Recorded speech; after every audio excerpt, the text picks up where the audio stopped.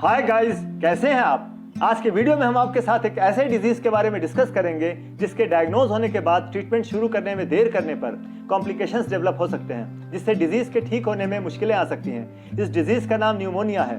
तो दोस्तों, आज का इस वीडियो में न्यूमोनिया क्या है, इसके सिम्टम्स क्या हैं, इसकी डायग्नोसिस कैसे की जा सकती है, इसके कॉजेस क्या हैं, इन पर चर्चा करेंगे। साथ ही इसके होम्योपैथिक रेमेडीज के बारे में भी बताएंगे।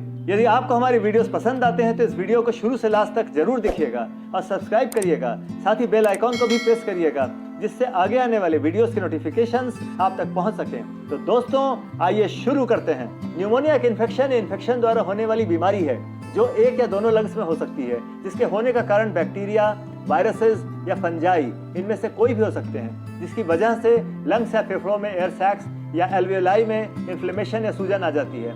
एल्वियोलाई में मवाद या पस या फिर फ्लूइड या द्रव पदार्थ, जिसे प्यूरुलेंट मटेरियल भी कहते हैं, भर जाता है, जिससे सांस लेने में तकलीफ होती है। न्यूमोनिया जैसी गंभीर बीमारी जिन माइक्रोब्स या जर्म्स के कारण होती है वे कॉन्टेजियस होते हैं, मतलब एक व्यक्ति से दूसरे व्यक्ति को संक्रमित करते हैं और इसी प्रकार से स्प्रेड भी होते हैं। किसी न्यूमोनिया से बीमार व्यक्ति के छींक या खांसने से निकले एयरबॉर्न ड्रॉपलेट्स को इनहेल करने से भी एक हेल्दी पर्सन इन्फेक्ट हो सकता है, चाहे वह बैक्टीरियल इन्फेक्शन हो या वायरल। पर फंगल न्यूमोनिया या फंजाई द्वारा उत्पन्न होने वाला न्यूमोनिया एक व्यक्ति से दूसरे में स्प्रेड नहीं होता, बल्कि एटमॉस्फेयर में प्रेजेंट रहने की वजह से वीक इम्यून सिस्टम वाले व्यक्ति को इन्फेक्ट कर देता है। न्यूमोनिया होने पर खांसी फ्रिक्वेंटली आती है और बलगम में पस भी निकलता है। साथ ही फीवर, चिल्स और ब्रेथलेसनेस जैसी प्रॉब्लम्स या ब्रीदिंग ट्रबल होने लगती है। इस तरह का लंग इन्फेक्शन किसी को भी हो सकता है, लेकिन 2 साल तक के इन्फेंट्स या बच्चों को और 65 साल के ऊपर के लोगों में न्यूमोनिया होने के चांसेस ज्यादा होते हैं, क्योंकि उनका इम्यून सिस्टम इस रोग के इन्फेक्शंस के विरुद्ध फाइट करने के लिए सफिशिएंट कैपेबल नहीं होता।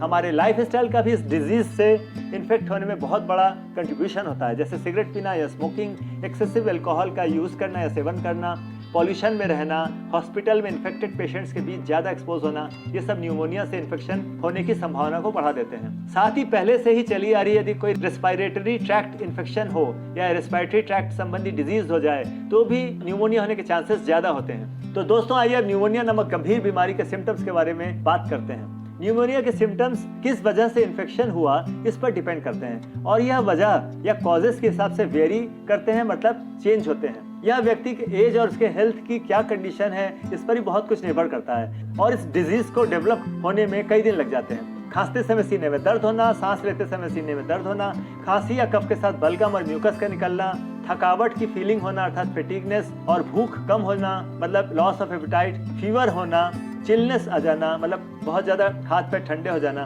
बहुत ज्यादा पसीना निकलना, नौशिया फील होना, वॉमिटिंग हो जाना, सांस लेने में तकलीफ होना मतलब शॉर्टनेस ऑफ ब्रेथ, कभी कभी डायरिया तक हो जाना, ये सब न्यूमोनिया के सिम्टम्स हो सकते हैं। नवजात शिशु या इन्फेंट्स में कभी कभी न्यूमोनिया के इन्फेक्शन के कोई साइंस या सिम्टम्स नहीं दिखते, पर फीवर और कफ हो जाता है और वे वॉमिट भी करते हैं। स्टेथोस्कोप से लंग्स चेक करने पर या पैल्पेबिलिटी से ही बच्चों के लंग्स में स्पैज्म है या नहीं और किसी तरह का इन्फेक्शन है इसे महसूस किया जा सकता है, जिसकी दवा तुरंत शुरू कर देनी चाहिए और किसी क्वालिफाइड चाइल्ड स्पेशलिस्ट के अंडर में ही ट्रीटमेंट करना चाहिए। एडल्ट या बुजुर्गों में इम्यून सिस्टम के कमजोर हो जाने पर ही न्यूमोनिया के सिम्टम्स आ जाते हैं, पर प्रॉपर टेस्ट के बिना कभी कभी कंफ्यूजन भी हो जाता है। अगर नए सिरे से फीवर आए, साथ में खांसी हो, गला सूख रहा हो, सांस लेने में तकलीफ हो, लंबी सांस लेना मुश्किल हो मतलब शॉर्टनेस इन ब्रेथ हो, तो तुरंत डॉक्टर को दिखाना चाहिए, क्योंकि आज के सिनेरियो में फैले पैंडेमिक कोविड-19 की वजह से भी न्यूमोनिया होने की संभावना रहती है। तो आइए अब न्यूमोनिया के डायग्नोसिस पर चर्चा करते हैं। पहले तो यह देखा जाता है कि पेशेंट के हैबिट्स क्या हैं। वह स्मोकिंग तो नहीं करता, एक्सेसिव अल्कोहल का यूज तो नहीं करता, ऐसी जगह या एटमॉस्फेयर में तो नहीं रहता जहां बीमार लोग आसपास रहते हों। इन सब कारणों के होने पर स्टेथोस्कोप द्वारा पसलियों के सामने और पीछे से लंबी सांस लेने और छोड़ने के प्रोसेस द्वारा लंग्स की आवाज को चेक किया जाता है। अगर कोई असामान्य या एबनॉर्मल साउंड आए, जैसे विजिंग साउंड आए या क्रैकलिंग साउंड आए या रैटलिंग साउंड आए, इसका मतलब होता है कि लंग्स में कंजेशन है या बलगम भरा हुआ है। तब कॉम्प्लिकेशंस और पेशेंट के अदर सिम्टम्स के बेसिस पर डॉक्टर फर्दर टेस्ट्स या परीक्षण करवाने के लिए कहता है। इन टेस्ट में एक्सरे, जिससे लंग्स की कंडीशन और कहां तक इन्फेक्शन फैला हुआ है यह पता चलता है। फिर खून की जांच और कल्चर, थूक, बलगम या स्प्यूटम की जांच या कल्चर, पल्स ऑक्सीमेट्री मतलब ब्लड में ऑक्सीजन की सफिशिएंट मात्रा है या नहीं, इसका टेस्ट आदि करवाया जाता है।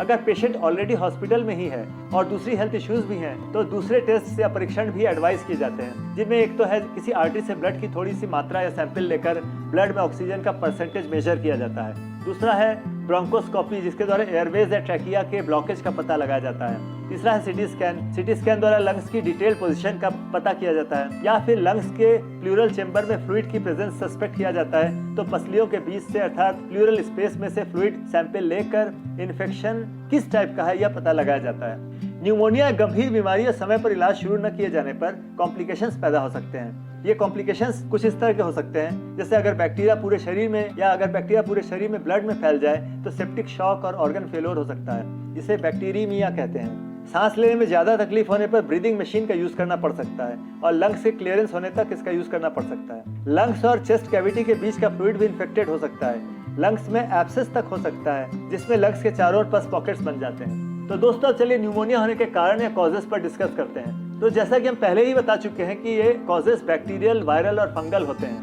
Bacterial pneumonia mainly Streptococcus pneumoniae और माइकोप्लाज्मा न्यूमोनियाई द्वारा होते हैं। Viral pneumonia flu viruses, cold viruses जिसे राइनो वायरसेस भी कहते हैं, उनके द्वारा होते हैं। बच्चे इन्फेंट्स में आरएसवी नामक वायरस के कारण अक्सर न्यूमोनिया हो जाता है। फंगल न्यूमोनिया कमजोर इम्यून सिस्टम वालों को अधिक होता है, जो कि न्यूमोसिस्टिस जीरोवेक्सी नामक फंगस द्वारा अधिक होता है। इसके अलावा न्यूमोनिया और भी कई तरह के होते हैं, जिनमें हॉस्पिटल एक्वायर्ड न्यूमोनिया या HAP होता है, जिनमें पेशेंट का हॉस्पिटल स्टे के दौरान न्यूमोनिया हो जाता है, जो कि बहुत सीरियस नेचर का होता है, क्योंकि इन्फेक्ट करने वाले बैक्टीरिया एंटीबायोटिक्स के प्रति ज्यादा रेजिस्टेंट हो जाते हैं। दूसरे किस्म का न्यूमोनिया वेंटिलेटर एसोसिएटेड न्यूमोनिया या VAP होता है, जिसमें वेंटिलेटर पे लेटे पेशेंट को न्यूमोनिया का इन्फेक्शन होने की संभावना रहती है। तीसरे टाइप का न्यूमोनिया एस्पायरेशन न्यूमोनिया होता है, जिसमें फूड, ड्रिंक या लार अर्थात सलाइवा के द्वारा इन्फेक्शन होने की संभावना रहती है। पर सबसे कॉमन या सामान्य टाइप का न्यूमोनिया कम्युनिटी एक्वायर्ड न्यूमोनिया या CAP होता है, जो एक व्यक्ति से दूसरे में स्प्रेड करता है। तो दोस्तों अब न्यूमोनिया को क्योर करने के लिए कुछ होम्योपैथिक मेडिसिन या होम्योपैथिक रेमेडीज के बारे में डिस्कस करते हैं। पहली दवा है एंटीमोनियम टार्टारिकम या एंटीम-टार्ट। जब पेशेंट के बहुत बलगम या म्यूकस हो, सांस लेने में घरघराहट फील हो या रैटलिंग साउंड हो, पर खांसने से बलगम पूरी तरह से न निकले अर्थात एक्सपेक्टोरेशन प्रॉपर न हो और बहुत एफर्ट करने पर थोड़ा बहुत निकले, तब एंटीम-टार्ट 200 पोटेंसी को दिन में 2-3 बार लेना चाहिए। अगर चेस्ट में बर्निंग फीलिंग हो, लंग्स पैरालिसिस होने का डर हो, तब भी एंटीम-टार्ट लेना चाहिए। दूसरी और बहुत सिग्निफिकेंट दवा है ब्रायनिया एल्बम। जब पेशेंट को सांस लेने में बहुत तकलीफ हो और म्यूकस बहुत ज्यादा भरा हुआ लगे, लैरिंग्स और ट्रैकिया में सूजन या सोरनेस हो, होर्सनेस इन वॉइस हो मतलब आवाज में भारीपन हो और खुली हवा में तकलीफ बढ़ जाए, स्टर्नम में भारीपन लगे या चेस्ट के बीचों बीच स्टर्नम के रीजन में भारीपन लगे, चेस्ट ऐसा लगे जैसे खांसने पर 2 भागों में बढ़ जाएगा, तब ब्रायनिया एल्बम 200 के यूज से जल्द आराम मिल जाता है। इसे दिन में 2-3 बार देना चाहिए। तीसरी दवा है वेराट्रम वेडे।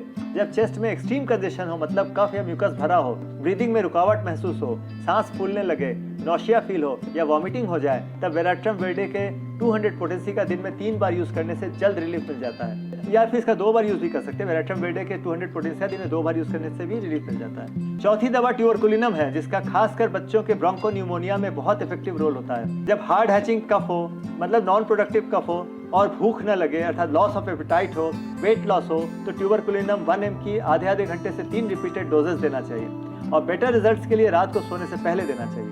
पांचवी दवा है स्पॉन्जिया टोस्टा।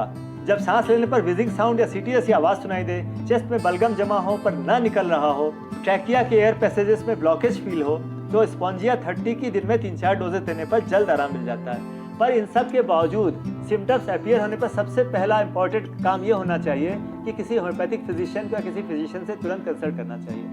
तो दोस्तों आपको हमारे वीडियो पसंद आया हो तो इसे अपने फैमिली और फ्रेंड सर्किल में जरूर शेयर करिएगा और कोशिश करिएगा कि कम से कम 10 लोगों तक आप ये वीडियो पहुंचा सकें ताकि वे भी इसका बेनिफिट ले सकें। तो आज का वीडियो बस यहीं तक। नमस्कार।